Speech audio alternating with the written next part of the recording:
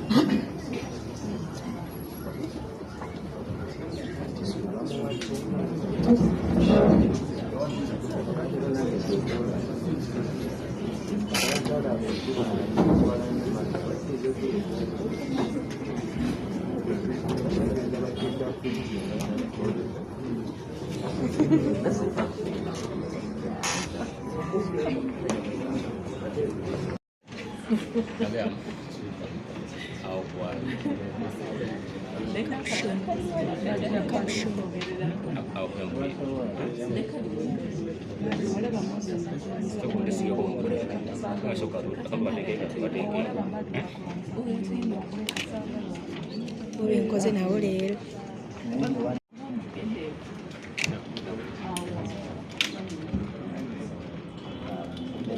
Gambi action baraba.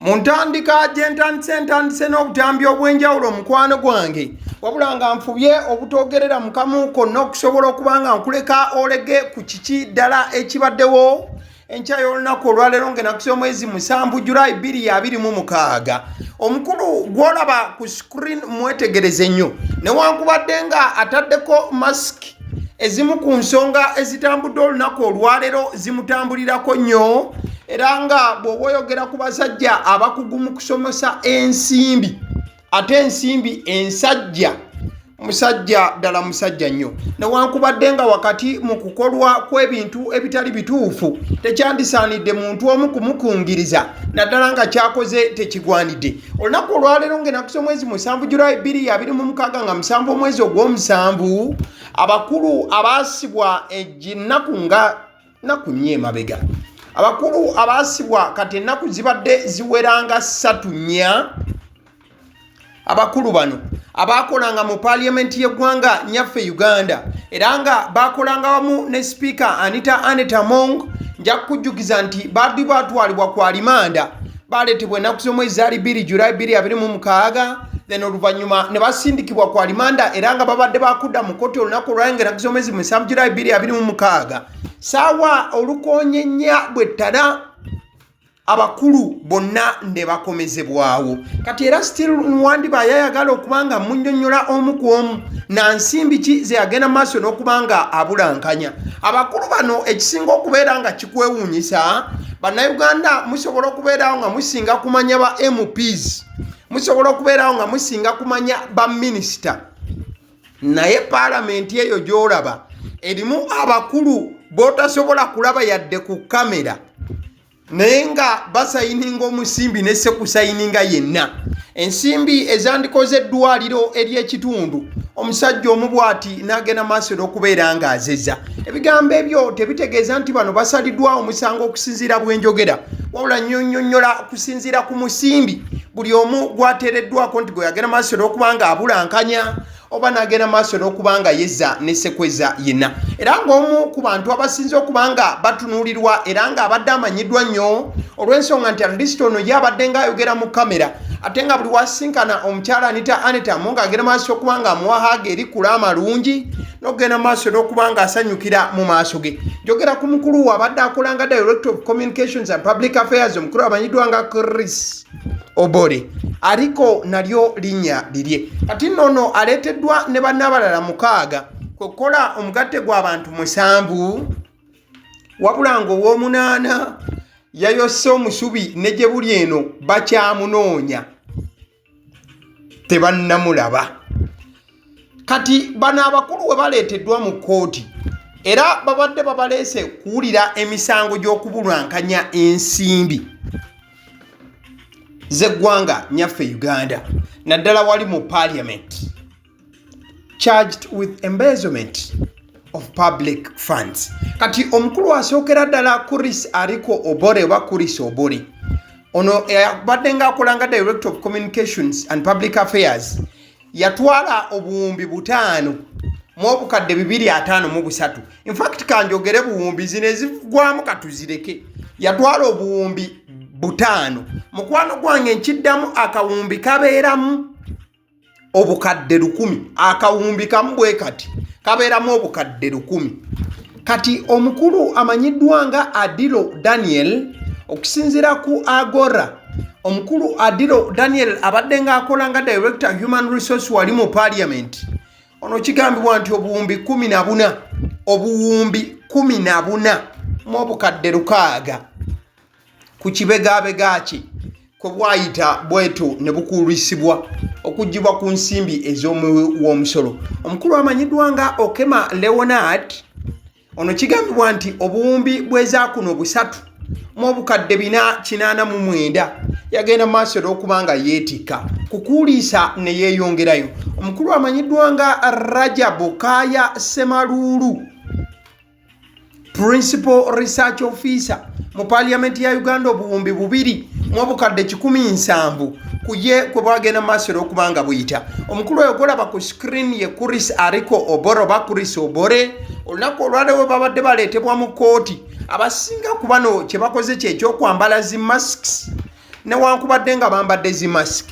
Omuntu gw'omanyi tosobola kubeera ng'omubulwa era ogenda maaso n'okumukyongamu n'ogamba nti oyo mumanyidde ddala, oyo ye gundi bw'ati ne bw'ati. Kati nno omundi omulala mu kino, omukulu oyo golaba atunudde ku mukono ogwa ddyo ye mukulu amanyiddwa nga Otebata Vincent ono Chris Obore. Otebata Vincent yatwala obuwumbi naye 5 mu obukadde 253. Kati omukulu oyo gwolaba omulundi guli bwe baleeta bonna be baleeta teyalabikako. Oyo gwolaba abadde ayambadde ekivaavava era ali wakati mu kifaananyi kino akuumibwa abawanvu n'abampi. Omukulu oyo ye Morebe Methods. Kati ono ye yali akulira sako ya Parliament.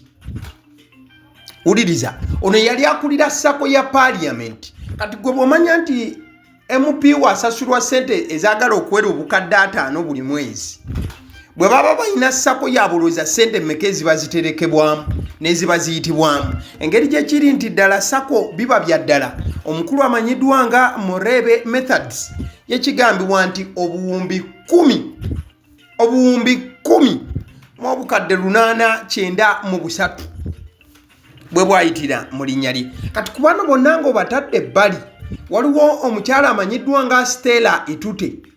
Stella Itute tannaba kulabwako, ye yandibadde ng'ow'omunaana ku lisiti eno. Ye mukyala bamuyita Stella Itute. Kigambibwa nti ye yatwala obukadde 75 ye n'obukadde 10 tebwawera, yatwala obukadde 75 eza Uganda. Ye mukyalo oyo amanyiddwa nga Stella Itute. mukwano gwange agenda maaso olw'okuba nti olaba eddakiika eno. So bino byonna nga bimaze okuba nga bigwa, omulamuzi agenze maaso n'okuba nga bano addamu akabatema era n'abagamba nti babazze mu mangu mu baasi y'ekkomera erina abasajja abawanvu n'abampi abakuuma obutiribiri nga ne munda bwe baba bakutadde erimu obuuma obuzigizigi oba obunywezezza nti tosobola yadde okubuukira mu ddirisa. Omulamuzi agambye nti babazzeeyo mu kkomera paka ng'ennaku z'omwezi 27 Julayi 2026 bajja kubeera nga bakomezebwawo ku ssaawa 4, ekitegeeza nti abasindise baddemu beebakeyo omwezi mulamba. Kale omulala jagamba nti ogwo si mwezi, abasindise beebakeyo ennaku 2 kati ku lwa 27 oba nga 27 Julayi basobole okubeera nga bakomezebwawo. Kati nno bino byonna nga bikyagenda mu maaso, buli omu atudde afuuyirira lunwe abuuza nti Anita Among kugambye, buli atudde abuuza nti Anita Among Triple A, the former speaker of the Parliament of Uganda, ali luddawa? Kati nno okusinziira ku mawulire ge nnaakafuna essaawa zino, ndikodinze emboozi eno ssaawa 6:10 ez'omutuntu ennaku z'omwezi 7 Julayi 2026. Kigambibwa nti IG oba Inspector General of Government, CID wamu ne State House Anti-Corruption Unit bonna bagenze maaso olw'okuba nga bakola okunoonyereza ku Anita Among, naye nti IG yekka eyakatwala statement ya Anita Among era y'emisango egirina okuteebwa ku Anita Among gyawedde okutegekebwa. Ne weziweredde olw'okubiri leero ssaawa 5:30 nga IG tannaba kufuna clearance okuva ewa president okusobola okugenda maaso n'okubeera nga move eddako eri mu kugenda maaso oba Anita Among naye atwalibwe mu kooti. So okusinziira ebintu nga bwe bikyalabika, kirabika nga president yalina okuba nga ayisaamu oba nga awa ekiragiro oba okukkiriza okuteeka omukono ku mpapula so that Anita Among atandika okuba nga awozesebwa. So ebitongole nga CID tebinnaba kuba nga bitekinga action. So kati essaawa zino kigambibwa nti n'olunaku olwaleero Anita Among kiyinza okuba ekizibu okumuleeta mu kooti. Kikyali ku yes or no, but so far okusinziira amawulire bwe ngafuna as of ssaawa 6:10 ez'ettuntu ly'olunaku olwange ennaku z'omwezi 7 Julayi 2026 Anita Among ne leero oyinza obutamulabako mu kooti. Tusooke tutambulire awo, information ekyavaayo, but buli omu ali ku bulindaala mwaka bannange bamuleeta tebamuleete. Kati nno byebyo. Kale nzikiriza nkutegeeze ku bannaffe aba Honey Bites bagamba nti bo omulimu gwe bakola gwa kukolera byakulya eby'abaana abadda ku masomero. Bwe tugamba abaana abadda ku masomero saabo bokka abadda ku masomero wabula n'ababeera ewaka balina package ey'ebyokulya eby'abaana mu line efaananako bwetyo. Gwe bakubire bukubizi obagambe njagala package y'ebyokulya by'abaana abali ku masomero oba abaana abalya ebyokulya. Balina ebyokulya yogera ku daddies, yogera ku binyeebwa, amawogola, yogera ku bagiya, yogera ku cupcakes, yogera ku donuts. Osobola okubafuna ku 0709 787508 ate era mukadde ke kamu bw'oba oyagala ku pizza size yonna era namba y'emu. Ate era mukadde ke kamu bakola ne cake eza buli mukolo, babayita aba Honey Bites. Njagala n'okutegeeza ku bannaffe aba Alson Painters UG, bano basiizi ba langi era nga balina obukugu mu kusiiga langi era bamanyi ne langi ki egenda ku kizimbe kyo era mu ruumu ki. Tebasobola kuddira langi yandigenze mu kisenge ate ne bagisiiga mu ddiiro ey'omu dining ne bagisiiga mu kinaabiro. Nedda, Alson Painters UG omulimu gw'okusiiga langi bagukugukira ddala basiiga ebizimbe okuviira ddala ku ruumu emu paka ku makalina gwe bakubira ebukubizo bagambe nti Alson Painters UG namaliriza okuzimba ekizimbe kyange. In fact ne bw'oba olina ekizimbe nga kikadde nga olaba langi yaakyo efaanana si bulungi, Alson Painters UG bazze kugonjoola ensonga eno. Bakubire ku 0705 1936 be bannaffe aba Alson Painters UG.